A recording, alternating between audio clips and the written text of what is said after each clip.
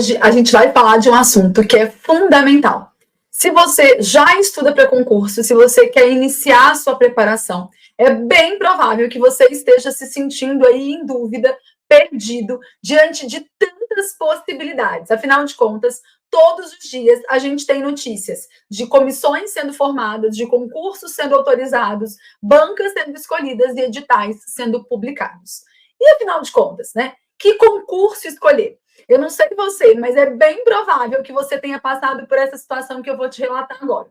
Quando a gente começa a estudar para concurso público e as pessoas da nossa família, os nossos amigos, ficam sabendo disso, todos os dias chega mensagem, alguém liga falando: olha, você viu? Foi publicado no edital tal, né? Por que você não faz? Por que você não se inscreve?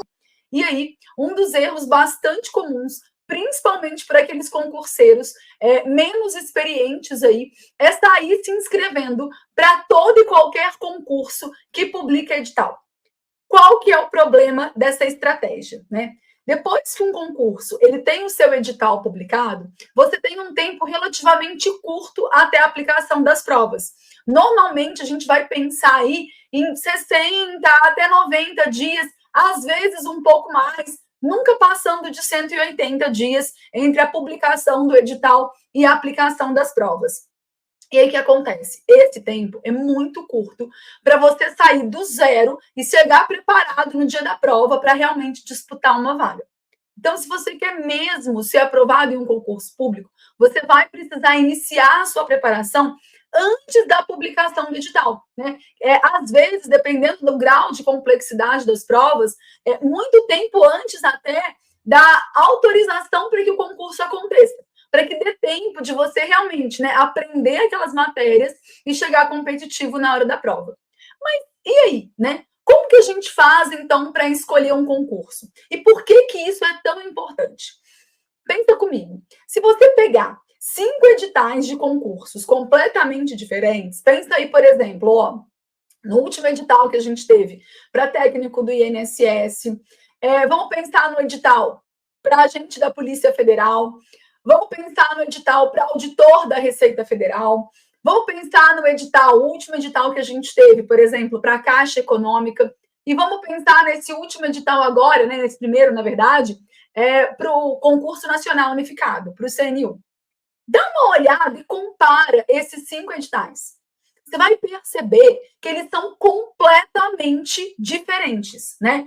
A gente tem várias matérias que são cobradas em um e que não são cobradas nos outros. Mesmo nas matérias que são comuns, às vezes os assuntos cobrados são muito diferentes de um concurso para o outro. Ou seja, não dá para você se preparar para todos os concursos ao mesmo tempo e também não dá para você ficar pulando de concurso em concurso. Imagina comigo que você comece agora, né, a estudar para o concurso do TSE Unificado, para o cargo de técnico, um concurso que vai acontecer ainda em dezembro desse ano. E aí você está lá estudando português, direito administrativo, direito constitucional, direito eleitoral, administração pública, gestão de contratos, gestão de pessoas, que são as matérias que vão ser cobradas no cargo de técnico do TSE. E aí, que você não consiga ser aprovado nesse concurso, não deu tempo de se preparar de forma eficiente, você não conseguiu a sua aprovação. E aí você decide, então, agora eu vou focar no concurso do Banco do Brasil. E aí você vai ter que começar a estudar matérias completamente diferentes. Atendimento bancário, conhecimentos bancários, informática, matemática financeira, outras matérias que não tinham sido cobradas nesse edital do TSE. E aí você vai começar essas matérias do zero absoluto. Enquanto isso, a gente tem outras pessoas que estavam estudando para o concurso, por exemplo, da Caixa Econômica, que não foram aprovadas e que permaneceram estudando matérias comuns aos concursos da área bancária e que vão chegar muito mais bem preparadas no concurso do Banco do Brasil do que você que começou a sua preparação depois. Cada vez que você começa a estudar para um concurso que é completamente diferente dos outros que você já fez, você volta lá atrás, né, na largada da sua jornada rumo à aprovação. Por quê? Porque você vai conseguir aproveitar pouco ou quase nada daquilo que foi estudado. Então, qual que é o melhor caminho? o melhor caminho para quem quer ser aprovado em concurso público mais rápido não é focar em um único concurso. Por quê? Porque a gente não sabe quando que esse concurso vai acontecer. Né? Principalmente porque eu falei para você que você precisa começar a estudar muito antes desse concurso ser autorizado. E aí pode acontecer duas coisas. Pode acontecer de você começar a estudar para um concurso e esse concurso demorar 5 anos para sair, e aí você ficou 5 anos só estudando para esse concurso sem fazer outras provas. E pode acontecer o contrário. Pode acontecer de você começar a estudar hoje para o concurso e daqui a um mês esse concurso é autorizado, tem edital publicado, e aí daqui a mais uns 2 meses já tem a prova, ou seja, você começou a estudar até antes da autorização, mas o trâmite foi tão rápido que não vai dar tempo de você ficar preparado até o dia da prova. E isso também é péssimo, tá?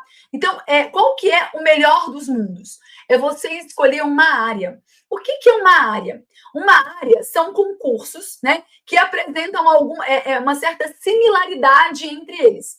Então, por exemplo, a gente tem a minha área, que é a área fiscal. Dentro da área fiscal, a gente tem os concursos da Receita Federal do Brasil, a gente tem os concursos para auditor dos fiscos estaduais e também dos fiscos municipais. Quando você compara editais de concursos da mesma área, você vai perceber que mais ou menos 70% a 80% das matérias cobradas são semelhantes entre esses editais. E aí você começa a estudar, então, por essas matérias que são semelhantes. Porque aí, independente de quando você ficar preparado, sempre vai ter um concurso da área saindo. E aí, dentro das grandes áreas, a gente tem a área fiscal, a gente tem a área de controle, que pega ali os tribunais de contas, as controladorias.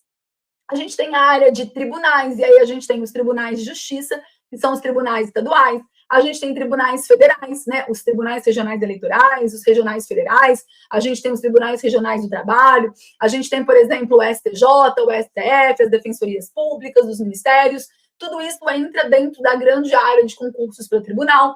A gente tem concursos da área administrativa, né? Onde estão ali, por exemplo, os cargos de apoio aos órgãos, né? A gente está esperando agora um grande concurso para agente administrativo da Polícia Federal e da Polícia Rodoviária Federal.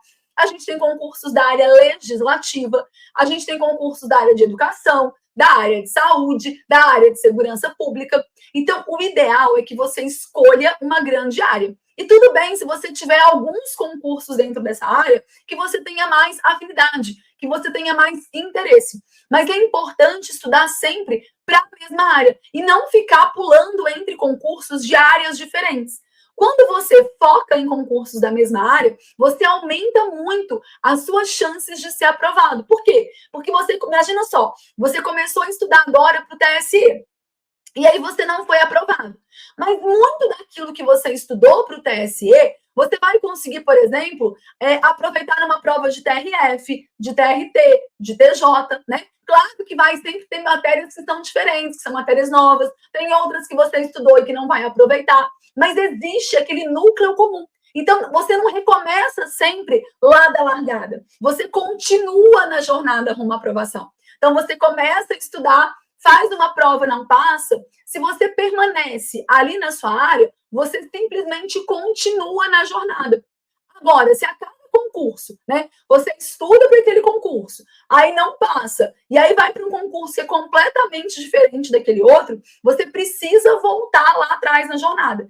E isso daí é uma das maiores causas de pessoas que ficam aí 5, 10 anos estudando para concurso, sem nunca conseguir passar em nada. Por quê? Porque não existe uma continuidade nos estudos. É como se a cada concurso essa pessoa precisasse recomeçar do zero a sua preparação, já que a cada concurso ela está deixando matérias que ela estudou, que perdeu tempo estudando, de lado, né, e está começando a estudar do zero matérias que ela nunca viu na vida. E isso acaba te colocando em uma desvantagem competitiva frente àquelas pessoas que já estão há mais tempo estudando aquelas mesmas disciplinas.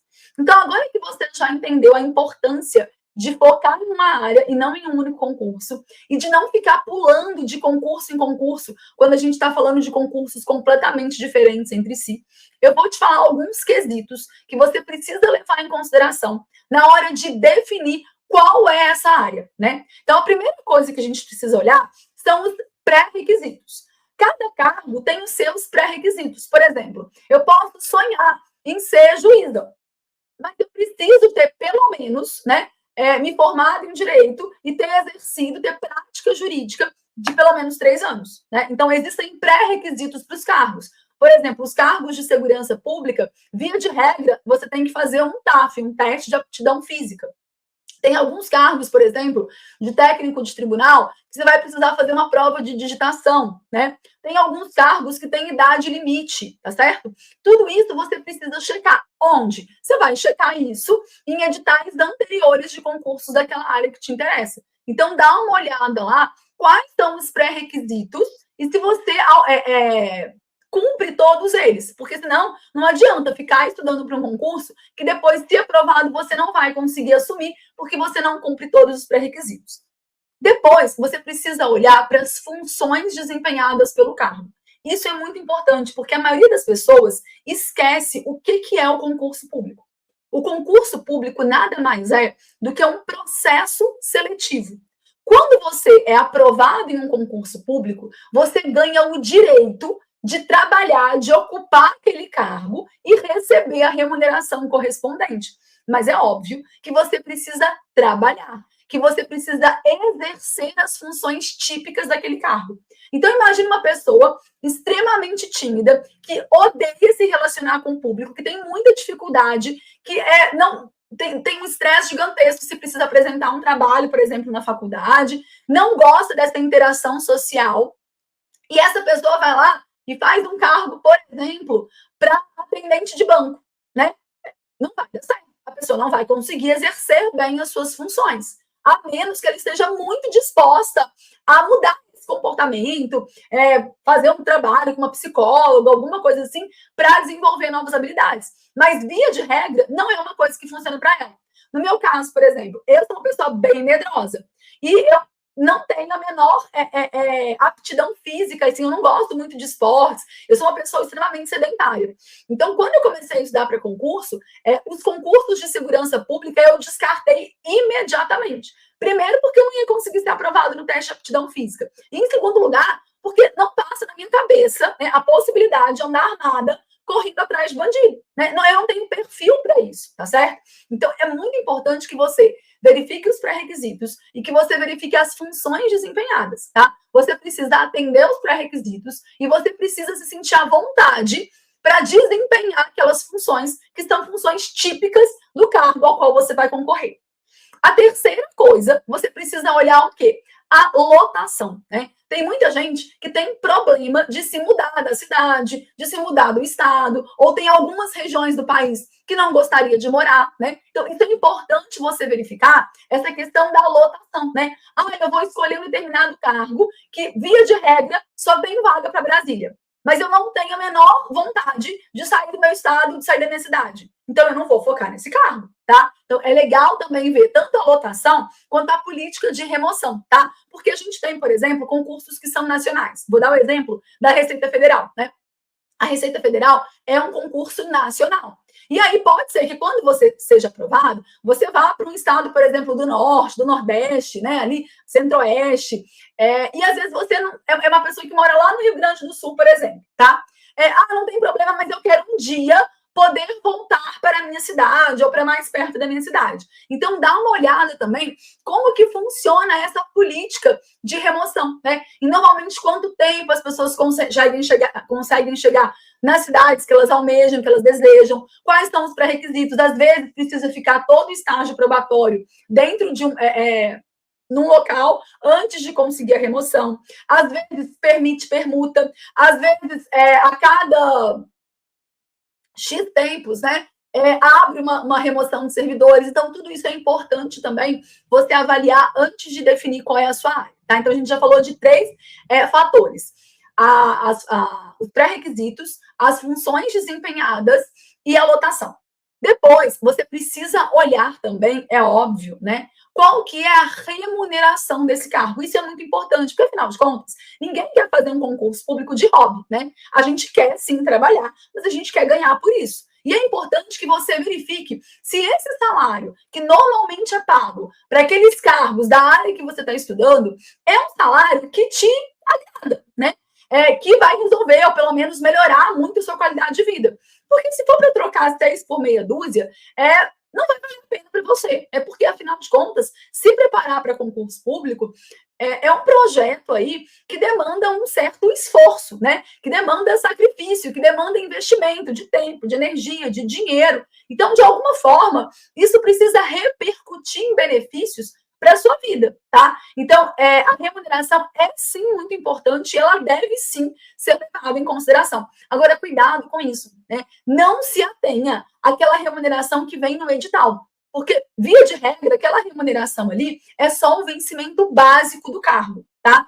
E a maior parte dos cargos tem outras parcelas de remuneração que entram ali, né? Às vezes uma gratificação, às vezes um vale alimentação, às vezes um adicional por qualificação, às vezes vai entrar ali dentro também, por exemplo, um auxílio creche, tá? Então é importante pesquisar isso melhor, né? Porque muitas vezes o edital ele traz só o vencimento básico do cargo. E aí eu já vi muita gente deixar de fazer um concurso porque achou o vencimento básico pequeno. E aí, no final das contas, acabou se arrependendo, porque o salário era muito maior. Eu vou dar um exemplo do que aconteceu comigo, né? Quando eu comecei a estudar para a área fiscal, teve a publicação do edital para auditor da Prefeitura de São José dos Campos. E aí, o salário que veio divulgado no edital era um salário de 4 mil e pouco, tá? Só que vinha lá, 4 mil e pouco, mais 2 gratificações. Uma gratificação de produtividade individual e uma gratificação de produtividade coletiva. Mas não falava ali exatamente quanto era cada uma dessas gratificações. Então, a gente não sabia exatamente de quanto era. Eu fiz a prova, passei, tomei posse, né? E assim, meio que com a cara e com a coragem, porque se fosse para ganhar mesmo os 4 mil e pouquinho bruto, não ia compensar para mim, porque São José dos Campos é uma cidade que tem um custo de vida alto, né? E eu estaria me mudando para a cidade só por causa do concurso, então não ia valer a pena, tá? Só que eu fui pensando justamente nessas gratificações que eu ainda não sabia de quanto que era. E eu me surpreendi positivamente. Por quê? Porque cada uma dessas gratificações correspondia a um outro salário. Então, na verdade, era 3 vezes 4.500 e pouco. Né? Era um salário de mais de 13 mil reais. Tá? E muita gente, talvez, não tenha feito essa prova porque achou o salário muito baixo quando olhou lá. Né? Então, não deixem de fazer um concurso porque o vencimento básico está pequeno ali no edital. Dá uma procurada, pesquisa, entra no portal da transparência, tenta encontrar alguém que ocupe o cargo, tenta conversar. Se for possível, vá até a repartição pública, tá certo? É importante saber de qual é a remuneração antes de tomar uma decisão entre fazer ou não a prova. Bom, um outro critério também muito importante é a periodicidade dos concursos e a quantidade de vagas, né? Porque, afinal de contas, não adianta você escolher um concurso que é muito legal, que você gosta, que você se visualiza, mas é um concurso que acontece a cada 10 anos, que tem pouquíssimas vagas, né? Por quê? Porque isso diminui muito as suas chances. Talvez compense aí fazer um concurso escada, para você já ficar mais estável, já ficar mais tranquilo, enquanto espera esse outro concurso que é mais difícil de acontecer, tá? E por último mesmo, e é o fator menos importante, tá? As matérias que são cobradas. Eu vejo muita gente falando assim, eu queria tanto estudar para a área fiscal, mas eu não tenho uma base boa de exatas. Eu não tenho muito de exatas, e aí eu acho que eu não vou conseguir passar. Gente, olha só, deixa eu falar uma coisa para você. Nós somos capazes de aprender tudo o que a gente quiser. Tudo, absolutamente tudo. Basta que você esteja disposto a empregar tempo e energia nesse processo. Então, assim, os concursos hoje, eles cobram mais ou menos aí de 10 a 20 disciplinas diferentes. Com certeza, você vai esbarrar com alguma disciplina que você não tem afinidade, que você vai ter dificuldade, que você vai ter que dedicar mais atenção para ela. Mas você é sim capaz de aprender isso. Então, não se limite pelas disciplinas que são cobradas no concurso. Quando que a gente vai levar esse fator em consideração? Como um critério de desempate. Então, imagina lá que você está em dúvida entre 2 áreas que você gostou muito, que elas estão assim exatamente empatadas. Nossa, eu adorei essas 2 vagas, essas 2 áreas aqui, e eu estou muito em dúvida. Aí você pode usar como um critério de desempate as matérias cobradas, tá? Mas só desse jeito. Não se limite, tipo, eu queria muito essa área e eu não vou fazer porque cobra TI e eu não sei nada de TI. Meu, vai aprender, tá certo? Nós somos capazes.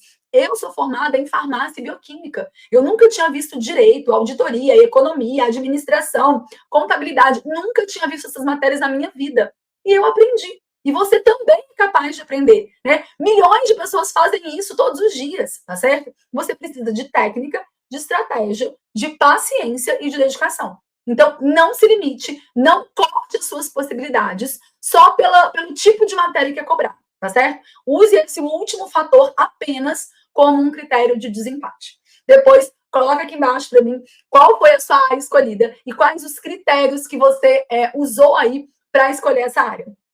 Eu vou deixar aqui em cima, aqui, ó, em algum lugar, né, um desses dois lados aqui, a gravação de um vídeo que eu falei sobre a área fiscal, que é a minha área, né? E quais foram os fatores que eu levei em consideração na hora de definir a área fiscal. Então, se você está aí namorando a área fiscal, é legal assistir esse vídeo, tá bom? E a gente se encontra, então, no próximo vídeo. Até lá!